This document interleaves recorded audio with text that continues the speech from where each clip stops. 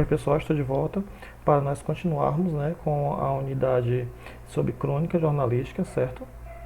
Que é qual a mesma unidade? A unidade 6, isso mesmo.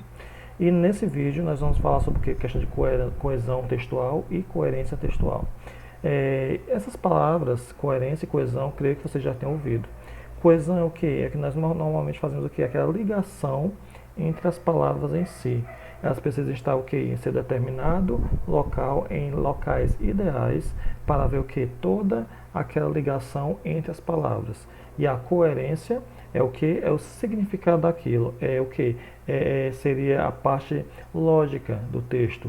É quando ele está totalmente bem escrito, com a coesão bem colocada, ela está bem trabalhada, o que ocorre? A nossa coerência, o nosso entendimento vai ser o que? Bem maior. Não é verdade? Então, a coesão é o que? Ela vai garantir a questão da coerência textual, isto é, a unidade do texto, evitando que ele se torne um amontoado de ideias em relação, sem nenhum tipo de relação entre si.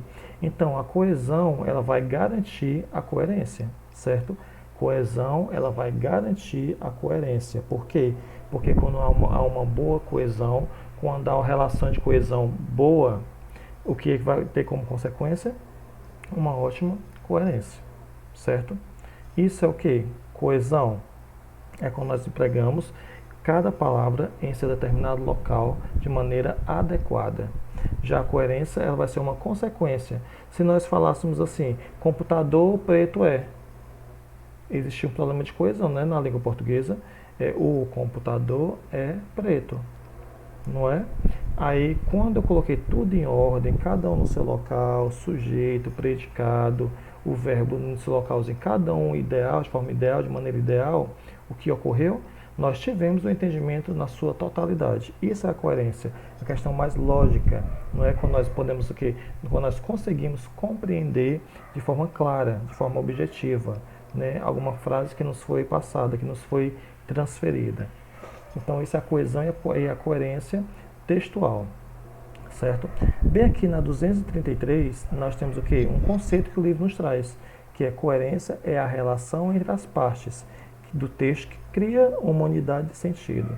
Então, é isso que eu quis falar para vocês, né? Que eu falei para vocês, que ele vai a parte lógica, né? É a parte do sentido do texto, é o que nós vamos poder compreender, né? Daquele texto que nós estaremos lendo naquele instante. Isso é a coerência.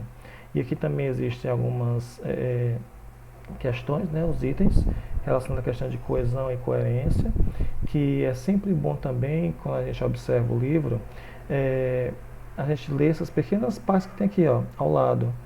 Também é interessante, porque tem algumas informações básicas para uma compreensão e para uma carga de conhecimento maior de vocês, alunos.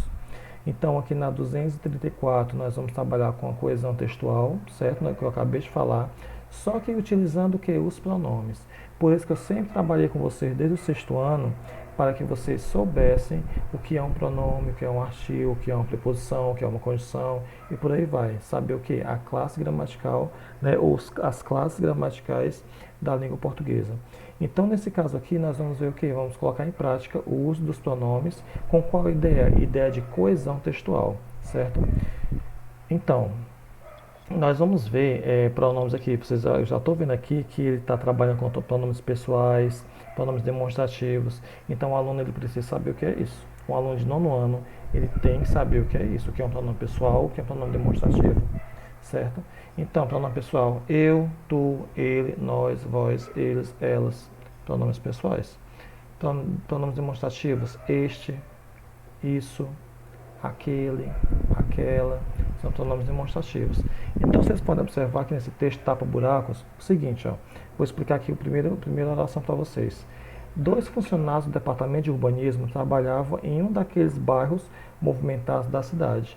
Um escavava um buraco e o outro vinha atrás e o tapava. Eles fizeram a mesma coisa em dezenas de ruas. Então, nós podemos observar o que? 2 funcionários do departamento de urbanismo trabalhavam em um daqueles bairros. Em um daqueles bairros. Então, já houve um processo de coesão, um daqueles bairros. Um deles escavava o buraco e o outro vinha atrás e o tapava, certo? Eles quem?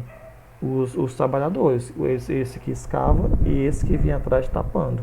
Então, vocês puderam observar o que? Que esse eles, esse pronome pessoal, eles, plural, ele fez o que? Ele retomou, né, quem? Os homens que trabalhavam, né, os funcionários que trabalhavam escavando e o que tapava. Então, vocês puderam observar o que? Que eles está ligado a que algo que foi dito, né, já anteriormente. Já foi dada a informação anterior e nós retomamos com o pronome eles. O que foi que pôde evitar aí? Nós podemos evitar repetições de palavras, não é verdade? Com o uso desse pronome pessoal eles, podemos evitar essa repetição de palavras que iria ocorrer, porque nós iríamos colocar de novo assim, ó. Um escavava, aquele que escavava e aquele que tapava, repetindo termos que já foram ditos anteriormente. Então, esse eles fez com que a gente o quê? Não repetisse palavras que já foram ditas. Então, isso é importante e ele retomou. Como ele retomou algo que já foi dito, houve o que? Um processo aí de coesão, não é verdade? Isso que a gente vai observar no decorrer desse texto aqui, principalmente das palavras que estão em negrito.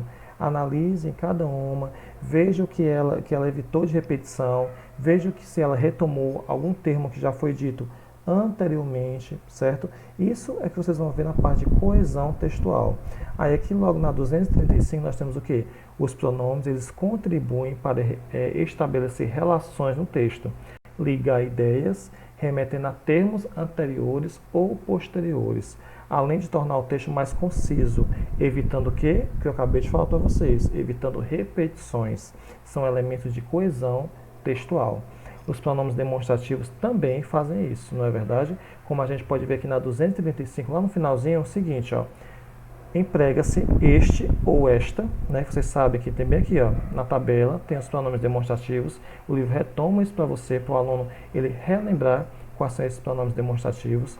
Então ele explica: emprega-se este ou esta se o termo a que o pronome se refere no texto estiver depois desse pronome. Então, se eu não compreendi, nós vamos ver aqui no exemplo.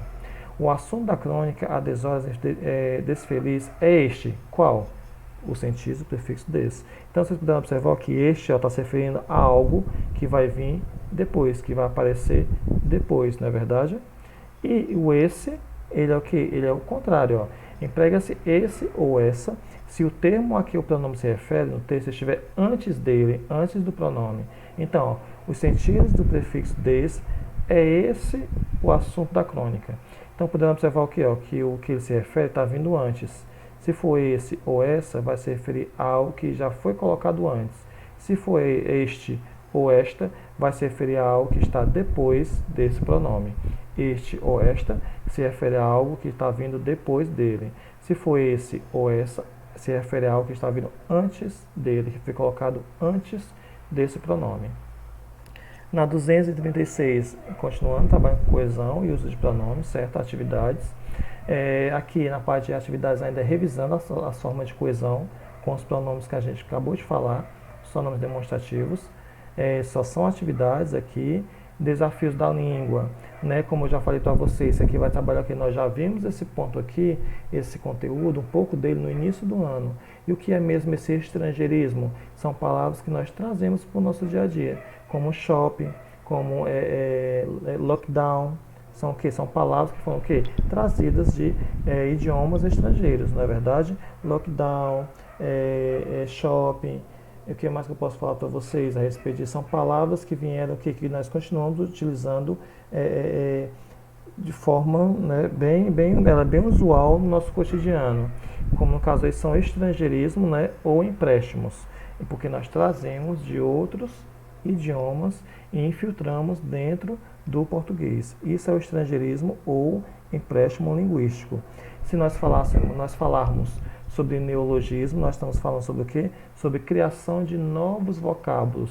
Eles não estão dentro do dicionário da língua portuguesa, porque eles só foram criados pelo autor naquele contexto, para aquele texto. Então, neologismo é o quê? Uma criação do autor naquele momento ali daquele texto. Ali, aquela palavra que foi criada não vai estar dentro do dicionário, só foi o que? Criada para a construção daquele texto, certo? Então, estrangeirismo ou empréstimo linguístico, nós vemos aqui várias palavras, né, como top model, fashion, desktops, notebooks, hard disk, Então, tudo isso são o quê? São palavras que foram trazidas de outros idiomas, principalmente do inglês, né, que nós podemos ver aqui, e foram infiltradas na língua portuguesa. E neologismo são palavras que foram criadas, né, elas são criadas, ok? Então, essas questões que estão trabalhando sobre isso, sobre estrangeirismo, né, e neologismo, na 243 ainda trabalhando com isso, com textos, né, textos que vão servir para vocês trabalharem também essa questão de observar o estrangeirismo forte dentro da língua portuguesa, e textos e mais textos aqui para vocês lerem, né, e responderem, ok? E aqui a gente finaliza essa unidade, né, a unidade 6, ok? Com essa parte mesmo de estrangeirismo e neologismo. No próximo vídeo nós já iremos entrar na unidade 7. Espero que vocês tenham compreendido, tenham entendido o assunto. Se tiver alguma dúvida, entrar em contato comigo nos horários de atendimento. Então, pessoal, fiquem bem e até mais.